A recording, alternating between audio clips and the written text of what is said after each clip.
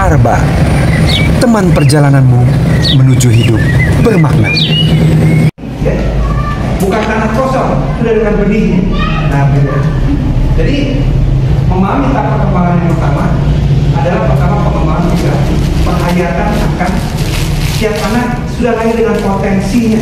Mungkin nggak di matematika, tapi di kimianya. Mungkin nggak di biologi, tapi di olahraganya. Ya, mungkin bukan di olahraga, tapi di keseniannya, tapi di pertanian, tapi di peternakan, tapi di teknik dan segala macamnya. Ya. Nanti kita bahas ada ratusan jenis bakat. Ya. Nah, oke. Ini yang pertama dulu. Yang kedua, penghayatan ya terhadap tahap utama. Nah, tahap utama. Nah, apa tadi tahap utamanya? Sini, 15 tahun. Ya. Tahap utamanya nih, ya. Akil balik. AB. Ya. Maka di sini mah saat di atas 15 tahun ini membersamainya seperti membersamai sesama orang dewasa. Nah, gitu ya. Membersamai di sini adalah sesama orang dewasa. Kamu udah dewasa loh, gitu ya. Diajak ngomongnya seperti ngajak ngobrol orang dewasa. Maka kadang-kadang kalau anaknya banyak, sebagian sudah akil balik, sebagian belum, itu kadang-kadang ngasih nasihatnya juga momentumnya berbeda, itu kira-kira. Jadi nggak bisa, semua kumpul, yang kecil kumpul, yang gede kumpul, satu nasihat yang sama itu sulit. Tapi ketika kita lebih dewasa, ini seperti menghadapi pemuda sama-sama orang dewasa, dan turun ke bawah, ini menghadapi anak-anak yang bersiap menghadapi masa dewasa. Nah, kembali ke pertanyaan tadi. Kita mundur ke belakang sekarang. Nah, kita mundur ke belakang. Jadi ini 10, ya. Ini 15. Tarik ke 10. Tarik ke 10. Kemudian tarik ke 7 sesuai sunnah. Ya. Maaf saya duduk di sini. Nah, karena ini papanya dari sini. Jadi kita lahir pertama itu dari benih fitrah. Ya. Kita lahir dari benih fitrah. Ya. Kemudian, nah, ya, memasuki masa childhood anak-anak. Ini kalau seumur hidup ya. Jadi 0 sampai 10 itu disebutnya masa childhood, masa anak-anak. Ya. Kemudian 10 sampai 15 itu disebutnya masa, kalau bahasa Inggrisnya pre-young adulthood. Artinya dewasa muda atau pra dewasa muda, ya. Pra dewasa muda. Jadi nggak ada remajanya, ya. Remaja adolescent, kalau dewasa adulthood. Jadi pre-young adulthood. Lalu 15 ke atas atau 15 sampai 40, ya, itu sudah menjadi yang adulthood atau syabab, kalau bahasa Arabnya pemuda, ya. Syabab atau pemuda. Kata-kata pemuda ini antara ada di surat Al-Kahfi ayat 13. Kata-kata pemuda di Quran. Ashabul Kahfi, ya, muda-muda yang masuk gua itu. Ya.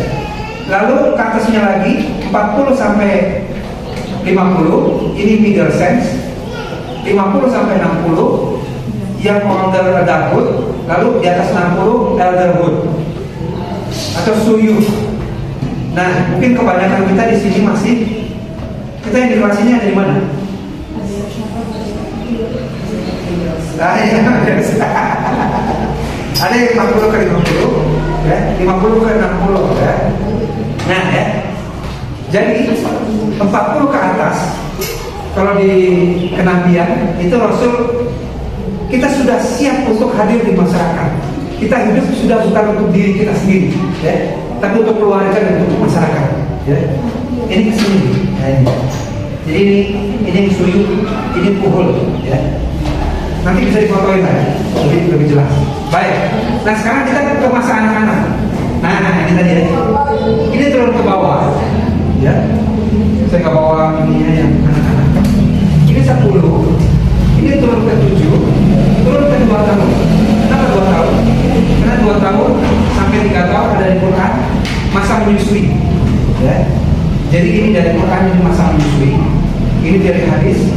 masa mulainya perintah.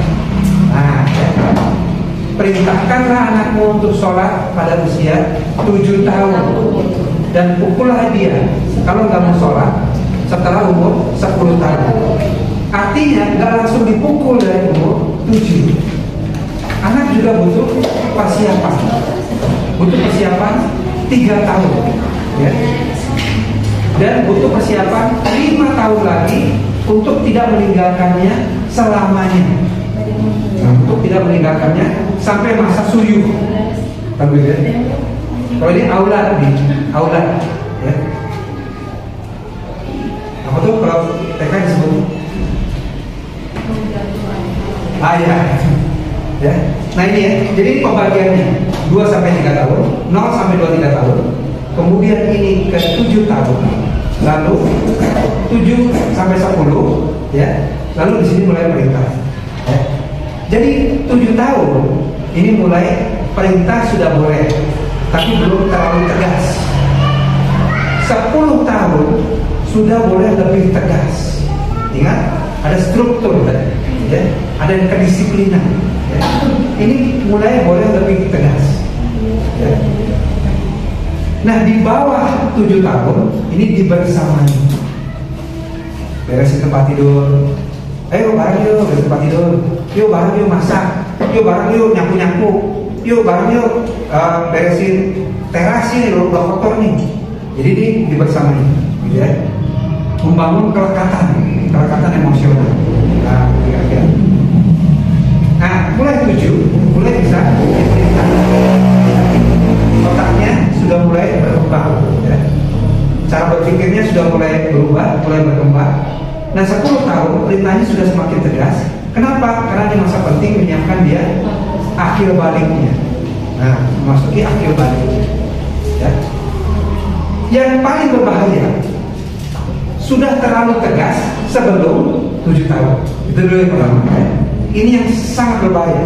Sudah terlalu tegas sebelum 7 tahun, ya. Kalau sebelum 7 tahun anak nggak sholat, boleh atau tidak? Sebelum 7 tahun anak nggak sholat, boleh nggak? Boleh. Sebelum 7 tahun anak kemana-mana nggak pakai kerudung, boleh? Boleh. Jadi ini jangan terlalu galak, jangan terlalu tegas dulu. Nah di sini. Nah, jadi kalaupun, nah tadi ya. Nah, ini sekarang kita sudah. Ya. Kita sekarang ke sini ya. Nih ya. Nah, ini ada dari 8. Semuanya penting. Tapi ada 5 yang butuh perhatian khusus. Ya. Butuh perhatian khusus. Pertama, 0 sampai 6 sampai 7 tahun. Ya, sampai 7 tahun. Ya. Itu adalah untuk membangun fitrah keimanan. Ya, untuk membangun fitrah keimanan. Sekali lagi kita semua juga bukan nabi, juga bukan ustaz, ya. Tapi mencoba terus 0 sampai 7 tahun. Agar anak 15 tahunnya sudah siap beragama dengan baik, ya. Maka pondasinya dibangun 0 sampai 7 tahun. Fitrah keimanan. Nah, di sini justru fitrah keimanan, mengenal Allah, ya, mengenal Rasulnya dan lain-lain 0 sampai 7 tahun. Gimana caranya? Ini gimana caranya? Ya, bawa pada keindahan alam semesta.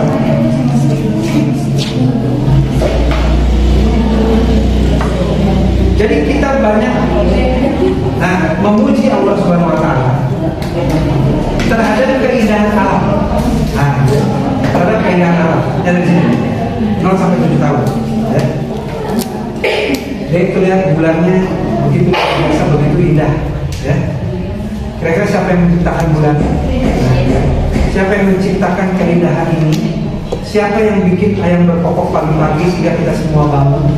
Siapa yang mengatur matahari pagi terbit, kemudian malam sudah tenggelam dan lain-lain? Allah Subhanahu wa taala. 0 sampai 7 tahun fitrah keimanan sudah dibangun. Karena mereka sudah lahir dengan fitrah. Apakah bayi lahir sudah berkenalan dengan penciptanya? Sudah belum? Sudah. Apakah bayi lahir sudah kenal dengan Allah? Sudah belum? Sudah. Sudah berkenalan. Gimana berkenalannya? Di alam ruh ya. Ketika Allah Subhanahu wa taala memperkenalkan dirinya, alastu birabbikum. Pada para ruh semua Allah sudah mengenalkan dirinya. Bukankah aku ini rohmu? Ya. Maka para ruh tersebut sudah bisa menjawab, qalu bala syahidna. Mereka menjawab, bala syahidna. Ya kami bersaksi, ya, bahwa kau roh kami. Kan begitu.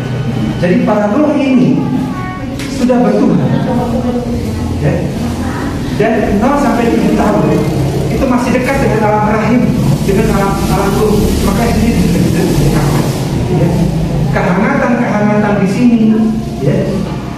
Jadi ini penelitian dari barat yang membangun kecerdasan otak anak adalah eongan apa namanya? Apa bahasanya? Buaya. Jadi gerakan buaya ini mencerdaskan otak anak di masa depan. Sambil kata ini. Makanya saat menyusui adalah salah satu terpenting membangun tauhid dan membangun kecerdasan anak. Karena otak berkembang dengan baik saat di era ini, kalau bahasa Inggrisnya ya emotional bonding ya, tercipta di sini, plus organ-organ otak ini berkembang dengan baik ya. Nah, gitu ya. Maka sebaiknya gitu ya. Sebaiknya ketika menyusui itu ibu betul-betul fokus sambil zikir, bukan sambil nonton TikTok.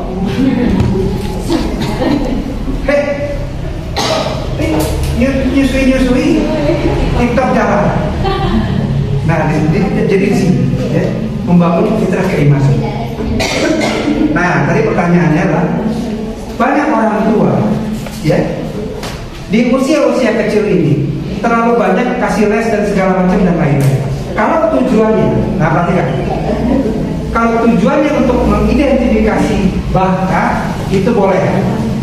Tujuannya untuk mengidentifikasi bakat, ya, nih, tujuannya untuk mengidentifikasi bakat,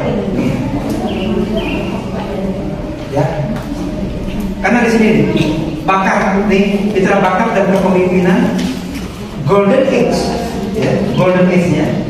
Pola perkembangan terbaik adalah 11 sampai 14 tahun. Ya. Apa dampaknya pada remaja? Kita lihat. Nah, apa dampaknya pada remaja? Ketika anak 15 tahun sudah paham jati dirinya, sudah paham bakatnya, sudah paham, oh, insya Allah menciptakan saya untuk menjadi hafiz Quran, untuk menciptakan saya menjadi insinyur, menciptakan saya sebagai dokter dan lain-lain. Maka dia akan fokus mengejar bakatnya. Yang lain-lain ngajak dugem, ngajak nongkrong, ngajak rokok, ngajak vape, ngajak main, ngajak apa. Dia sudah fokus pada pengembangan bakatnya. Nah, ini kalau anak 10 sampai kalau anak 10 sampai 15 tahun sudah diajak untuk mengenal bakatnya, maka 7 sampai 10 tahun boleh bakatnya cocoknya di gambar, ikut les gambar dulu, ikut les apa dulu, les ini dulu, untuk dia kenal bakatnya. Tapi belum dipaksa untuk berprestasi di sini, ya, belum dipaksa untuk berprestasi. Karena 10 sampai 15 tahun adalah gas untuk dia yakin dengan saya diciptakan Allah untuk menjadi ini, untuk punya bakat ini, untuk mengembangkan di sini. Nah, maka hati-hati dengan psikologi barat yang mensempitkan bakat. Bahkan disempitkan hanya seakan-akan kesenian. Seakan-akan bakat itu hanya kesenian. Bukan. Bakat adalah anugerah dari Allah Subhanahu wa taala untuk kita mencari rezeki kelak di kemudian hari. Ada yang rezekinya jadi guru, bakatnya mengajar. Ada yang rezekinya jadi chef, koki, bakatnya memasak. Ada yang rezekinya jadi di bidang teknik. Kalau bakatnya berkembang, dia akan mencari rezekinya dengan bakatnya tersebut, tidak dengan terpaksa, tapi dengan happy, karena sesuai kemahirannya, sesuai minatnya, sesuai bakatnya. Ya, saya senang ngomong barangkali gitu ya. Gitu ya. Maka jadi dosen ya, jadi trainer, jadi penyuluh dan lain-lain. Kira-kira begitu. Tapi beberapa orang lain punya bakat yang lain. Maka diantara kan anak menemukan bakatnya, ya, 15 tahun gas, ya, fokus dia membangun hidupnya dengan bakatnya. Hari ini banyak orang kerja karena terpaksa kerja, nggak suka pekerjaannya. Banyak atau tidak? Banyak. Stres. Kerja adalah sumber stres. Nah, kalau anak menemukan bakatnya, kerja adalah sumber kebahagiaan. Dia bekerja sesuai minatnya, sesuai bakatnya. Masa pencarian 7 sampai 10, masa penguatan 10 sampai 15 tahun. Kalau perlu, dia sekolah, nggak perlu sekolah umum. Apakah harus sekolah umum setiap anak sekolah? Berdasarkan bakat. Maka dia akan menjadi di atas rata-rata di bakatnya tersebut. Dicari orang, udah di atas rata-rata, udah berprestasi di umur 20, 21 udah dicari-cari orang, udah bisa punya penghasilan. Kalau bakatnya berkembang, ya, tidak harus mempelajari seluruh pelajaran tematik, tidak harus ya, bukan nggak boleh, tidak harus, apalagi kalau udah ketemu bakat. Nah, oke ya, oke sampai sini dulu. Arba, teman perjalananmu menuju hidup bermakna.